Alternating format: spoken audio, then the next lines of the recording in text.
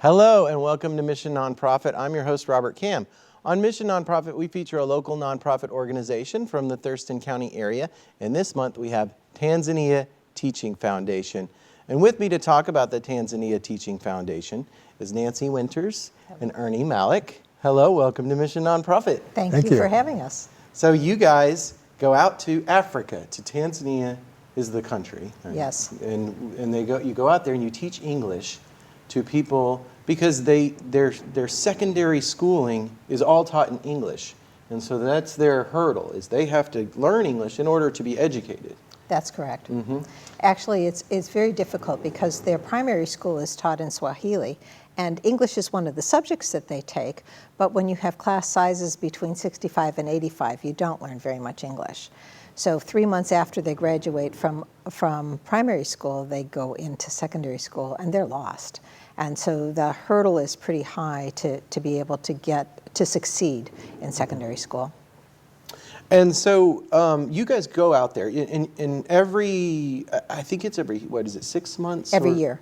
Once a year, and you go out there for 6 weeks or something like that? We teach a 10-week course, so we're in country almost 12 weeks. 12 weeks out of the year, you're doing a session at this school that you guys built, right? Isn't this the school you built? And it's the Manao, it's in Manao. Mano, thank you. Mano Lutheran Junior Seminary. It's on their campus, and we were using their classrooms for the first year, and then they ran out of space, so we decided we needed to build our own classrooms, which we did in 2013. Yes. And the classrooms serve as a community center and a preschool when we're not there. Oh, that's great. So, you know, when you guys aren't there, they can use it for all kinds of other stuff. And they probably need that because there's not a lot of community centers, I would imagine. I think it's the only one. It's the only one. And Ernie, you have, Nancy, you're the executive director. Ernie, you're the president of the organization. And this is a nonprofit organization out of Olympia, even though you do international stuff. But the funding and it's based here in Olympia, which is really exciting and cool for us, great for our community. It all started out of the Gloria Dei Lutheran Church, right? That's correct. And that is, of course, here on the west side on Harrison. And so you guys have and how long has this been going on? When did it start? I went over and wrote the curriculum in 2008, and we had our first class in 2009. So we've had 7 successful years. And Ernie taught in 2014. He was our very first professional teacher. Nice. So you have a teaching. You have some teaching experience other than the teaching. I taught for 36 years and 26 years in Elma. Okay. Where did you teach? Third grade. Third grade. Okay. But then you go over there and you're teaching English, and you're surrounded by culture shock because it's completely different than the United States. And I just thought I actually printed out something that you wrote about the people in Tanzania that I really thought was poignant.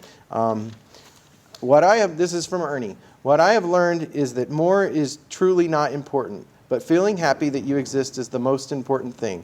To greet anyone and everyone with smiles and heartfelt feelings of acknowledgement. To have the company of friends, family, and strangers at every important event. And to treat all as though they were your family is quite remarkable. So that's kind of like a statement about what the people are like. Yes. Yeah? It's a moving experience because they bring you back to things that you had forgotten about. How to behave, how to act, and what's important in your life. Mm-hmm. And the kindness. And this is a completely different place than the United States. I mean, limited electricity, right?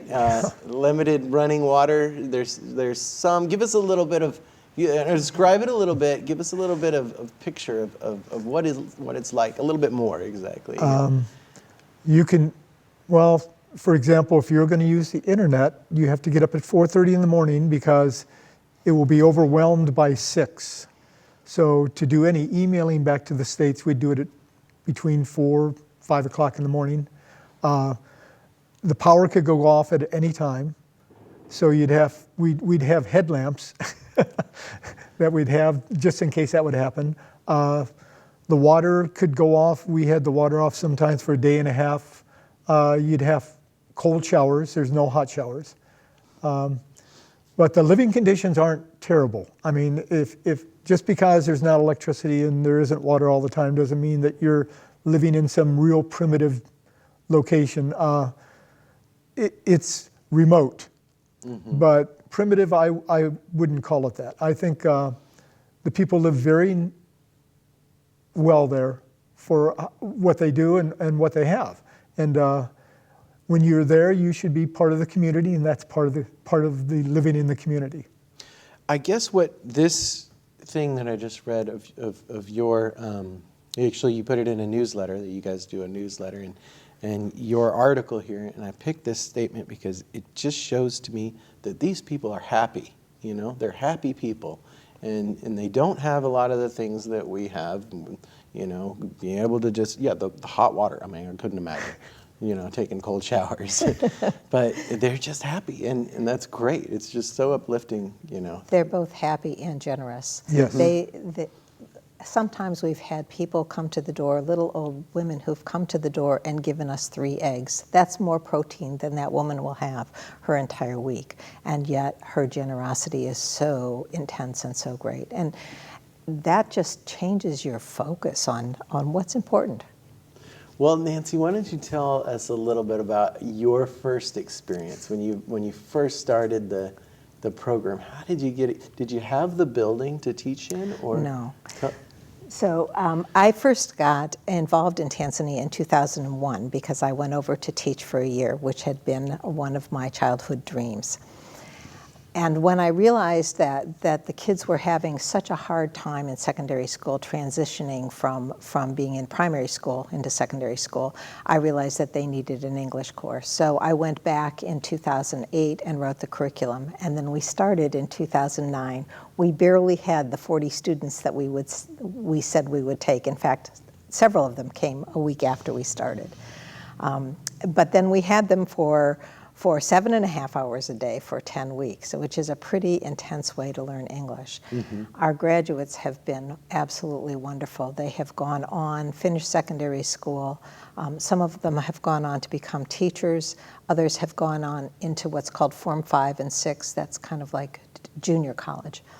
And the teachers at Mono Lutheran Junior Seminary who take some of our kids have come back and told us over and over again, oh, your kids are such a delight to have in class because they have thinking skills and they have English capability. And so it's just really been a nice feedback loop for us. And so the reason that they teach in English is, we talked about this, and it's because textbooks are hard to get in Swahili. Is that what it is? And the Swahili language really doesn't support textbooks, especially with all the more recent technology. And so it would be Tanzania as well as Kenya and Uganda teach school in English. Uganda and Kenya teach beginning in primary school.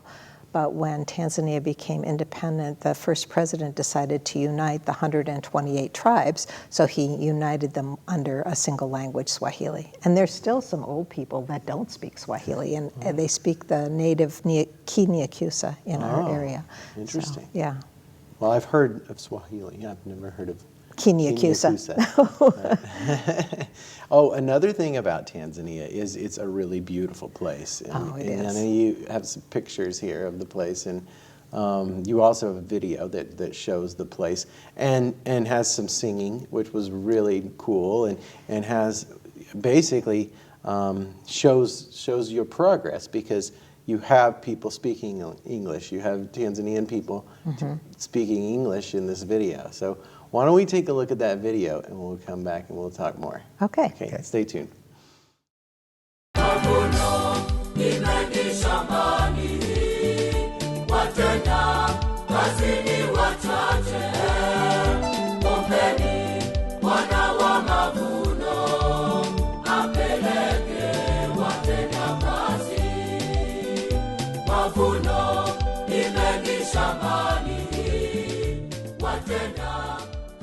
Tanzania Teaching Foundation.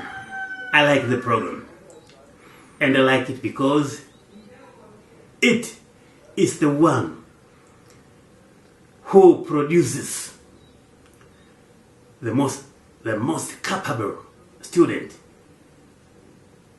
in English language and in further studies. In the beginning, most of the people around here, they didn't know that much about the pre-formal English course. But when we had that in the first year, and then they saw that kids who went through that, the pre-formal English course, they're doing very well in their classes in different schools. Then more and more parents wanted to bring their kids. Most Tanzanians students do lack English skills. And that is the big problem that is facing most of the Tanzanian students. In their national examinations, they do not perform good in English.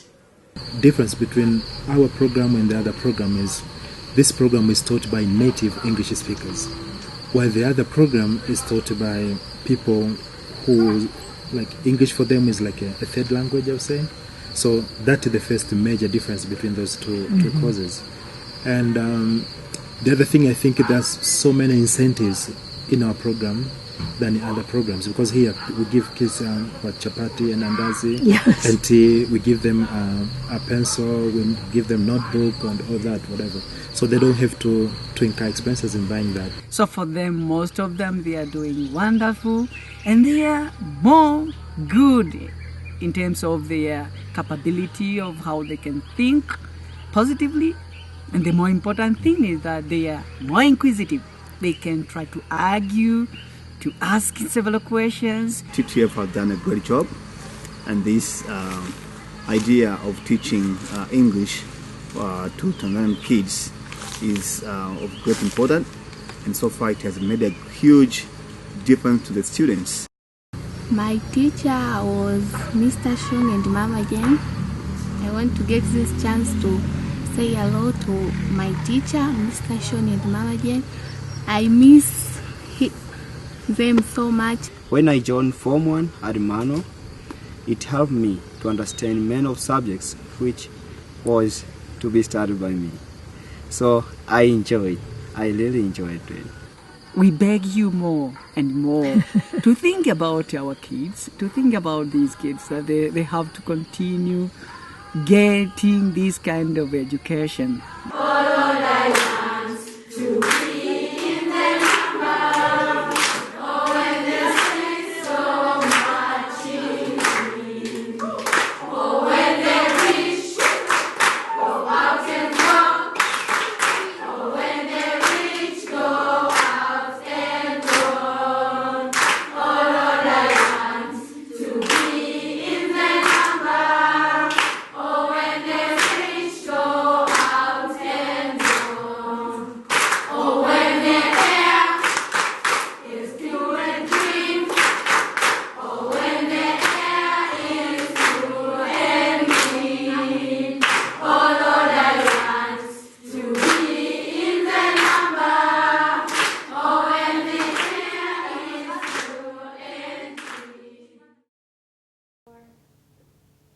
Hello and welcome back to Mission Nonprofit. I'm your host, Robert Cam. And if you're just joining us, our host this month is Tanzania Teaching Foundation. And with me again to talk about Tanzania Teaching Foundation is Nancy Winters and Ernie Malik. Welcome back. Thank you. We just saw a video of what it's like, or what Tanzania is like, and what the people are like, and they had music, and it looked just beautiful. What a pretty country. It is absolutely beautiful. So, and you guys have been there. How many times have you been there? 10. 10 times. And Ernie, how many times have you been there? Okay, you've been there once. You've been there 10 times. But tell us about, how do you get there? How do you Ernie, get to why Tanzania? don't you tell about it? For starting here, you got to go to SeaTac, right? You Yes, gotta get on a flight. SeaTac, and you fly to Washington, D.C., to Dulles, and that the adventure doesn't start till you get on the plane there, because it's Ethiopian Airlines, and their language has like 250 characters, and it's almost a combination of like Klingon with something from Earth, and then you fly from there all the way to Addis Ababa, And when you get off the plane at Addis Ababa, before you switch over to the next plane, it's going to another world because you have all these cultures from the Middle East and North Africa and other parts of Africa all combining in one location. And then you take that flight and you fly to Dar es Salaam, and we usually spend one night there. Yes. And then you take the bus. How long are you on a bus? Well, the bus is probably the biggest. It's a 15-hour ride. It's the hardest part of the journey. Well, it's the experience because you get there when it's dark. Yes. And first of all, we have to have somebody help us to get us on the right bus.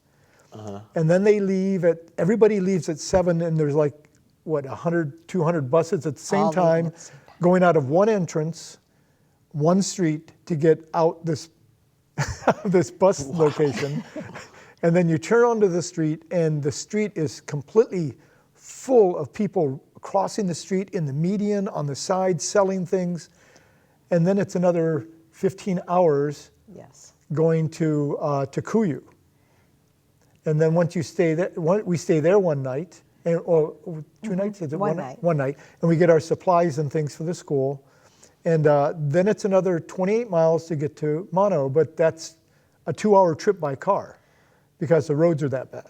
Oh, yeah, I would imagine. So by the time we get there, we're completely exhausted and very happy to be there, though. Oh, yeah. And so it sounds like probably it takes you like 4 days, 3 or 4? Yes. 3 or 4 days to actually get there from Olympia. From Olympia. What are now you mentioned a whole bunch of cities, I guess, and those are in Tanzania, like the bus that you take for 15 hours, you're already in Tanzania, the country? You are. You're in Dar es Salaam, which is the largest city. It's on the Indian Ocean, about halfway north and south. And Tanzania is south of the equator. So, and then Kikuyu is in the south central highlands. So you're pretty close to the border with Malawi at that point. So. And what does it look like? I mean, when you go into these big cities, are there you said that the streets were lined with people selling stuff. I can imagine that. Are there tall buildings? Are there just small 2-story buildings? What does it look like? In Dar es Salaam, it's a fairly modern city. There are skyscrapers. Skyscrapers, okay, interesting. However, that's the last place you're going to see skyscrapers. Yeah. And all along the bus road, you see mud huts or just concrete block huts from there on. And I think probably the tallest building in Kikuyu is 4 or 5 stories. Maybe. Yeah. Maybe. And then there's just 1-story buildings around us at Mano. Yeah. So Mano, you just have, is it huts? Is it houses? Is it? The teachers all live in houses, and they all have electricity. They usually have a spigot outside the door for their running water. And but some of the locals just have no electricity and no running water. They still have to go to a spigot. And where do you guys stay when you're there? Do you stay at the center? No, we stay at it's called the Lower Susquehanna House. It was built by the Lower Susquehanna Synod of the Evangelical Lutheran Church of America in 1999. And I call it the Bill Gates mansion of the community. I mean, because we have electricity and we have running water. But not hot water. Not hot water. Not hot water for your showers. You still have to take cold showers, but it's warm there. You said it's close to the equator, so. Yes, it is warm there. Is it hot? Or is it's not as hot as you might expect because we're at 5,500 feet. It's almost like elevation. Olympia in the summertime when it's in its 70s, 70 to 80 degrees. Yeah. Well, you know what? Now that you've talked about, Tanzania and what it's like there and the culture and stuff, I want to read something from another teacher that went there, Hannah, who wrote something in one of the newsletters about when she came back to the United States. Okay. And the culture shock there. So Hannah writes, I've traveled overseas before and experienced minor culture shock, but walking into a grocery store after returning from Mano was an entirely different experience. I was so confused to find pre-chopped red onions in little plastic containers for sale in the produce section. Why would that ever be necessary? The abundance of food, images, sounds, people, cars, and clothing in our culture was shocking and overwhelming. I felt quiet next to all of the noise around me. So that's what happens after spending 12 weeks in Tanzania and coming back to the United States. Exactly, exactly. Well, we'd go once a week to walk to Luangwa to get our food, because that's where it's 2 miles away, and you'd have to walk there to go to the market to buy your food. And when you walk into there, it's all fresh food. But when you bring it back, unless you cook it, you have to wash it in bleach water to make sure it's, because of you don't know what fertilizer they're using, what kind of animal fertilizer and thing they're using on the plants and things. So for safety purposes. Is it also because you don't have refrigeration, or do you have refrigerators? We do have a refrigerator, but when the electricity goes off, that's more of a problem. Then you can spoil, your food can spoil. Your food can spoil, and that happened to us last year. Oh, goodness. Because we had electricity only about 5 hours a day, and sometimes we were 3 days without electricity. So. And that's when you need to take a cue from the people around and be generous and say, hey, my food's going bad. Here you go, here's 3 eggs. Exactly. So. And you're going to do this again next. When do you go, or who? We usually go between mid-September and mid-December. And the reason we do that is because that's when the kids have a break after primary school before they go on to secondary school. So it's in their, quote, like summer break. Right. Gotcha. Yeah. So I'd like to talk for a minute about some of the successes we've had. Oh yeah, you've trained like over 300 people. 300 people, and we started out giving scholarships for only 1 year at Mono to the girl and the boy who performed the best in our class. But now we have paired those students with American sponsors, and so they have 4-year scholarships to go to Mono at this point. We already talked about us building our classroom. We raised all the money and got the classroom built in 1 year. And these are Olympia donors, correct? These are all, 95% of all of our donors are from Olympia and Thurston County. So yeah, it makes us feel like we live in a pretty generous and special place. Well, and if you want to share your generosity now, I might as well share the website with the audience here, and that's TanzaniaTeachingFoundation.org. And if you think this is a worthwhile cause, you can donate to that organization on the website, or maybe volunteer. Maybe people are interested. Are you looking for teachers? We are always looking for teachers, people who have an adventuresome spirit, yes, as I'm you sure can tell, we'll take that. and who love kids and have a heart to do this, because it is quite a special thing to be able to leave your job or whatever and then go over there. So, and we support the organization by having only one fundraiser each year. This year it's going to be here in Olympia on June 4th. Yes. We have Scott Kasu, the piano jazz musician. We've had Scott Kasu play for us here at TCTV. He's great. He's really good. Yeah. And so that's June 4th. June 4th. And it's a wine tasting. It's a wine tasting. We always feature international wines, and we pair them with foods, and it's usually everybody has a great time. Yeah, that sounds, and where's that? It's at Albie's Garden. Okay. And people can find out more information about the fundraiser on your website. The website. TanzaniaTeachingFoundation.org. So go there if you're interested in that fundraiser, or maybe being an instructor for. What does it take? What are the qualifications? What do people need to? The adventuresome spirit. We know that. Yes. They probably need to know English, but what about like any kind of? And you were a teacher, Ernie, so obviously you were qualified. But what are the other kind of things that people might need to be able to? We have a training session, or not just a session. We have about 40 hours of training, plus people are required to have first aid, a valid first aid, because we teach first aid. That's one of the things we teach. There are other things that you teach other than English. We do. We teach first aid, we teach nutrition and kind of healthy living, personal hygiene. We also teach STD prevention, because it's needed over there. And lastly, we teach sustainable farming. Because I'm in the sciences, we have a lot of science-related topics. So we teach a lot of sentence writing, and we correct the grammar on every single one of the sentences that the students write. So we would hope that the people that would volunteer know grammar pretty well. They do not have to have a degree in teaching. And they have to have any kind of college degree? Or? I haven't ever made that a requirement. We've had two volunteers that were most of the way through, from Evergreen, that were most of the way through their bachelor's degree. Those are the youngest ones we've had. Some of those Evergreen students might even do this as an internship or something. Those two did. In fact, one of them was Hannah, and she did get credit for it. She's a great writer. I love her. She is. Writing. Well, we probably have to wrap up soon. Okay.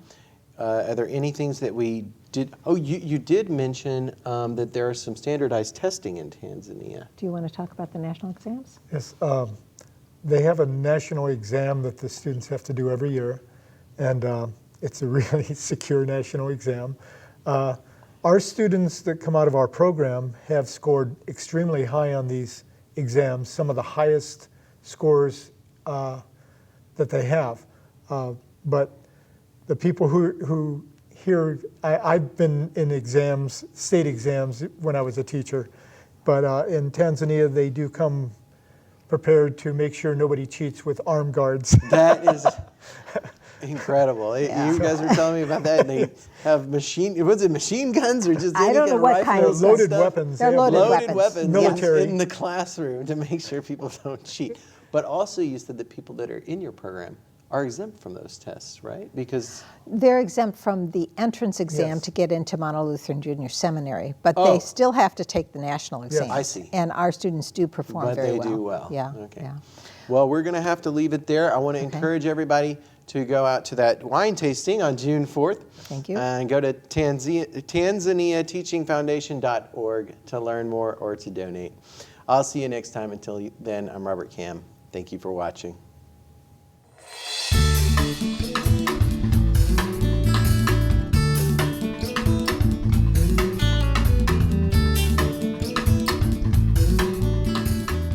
If you know of a local nonprofit organization that's making a difference in our community, give us a call at 956-3100 extension 103 or send an email to rkam@tctv.net.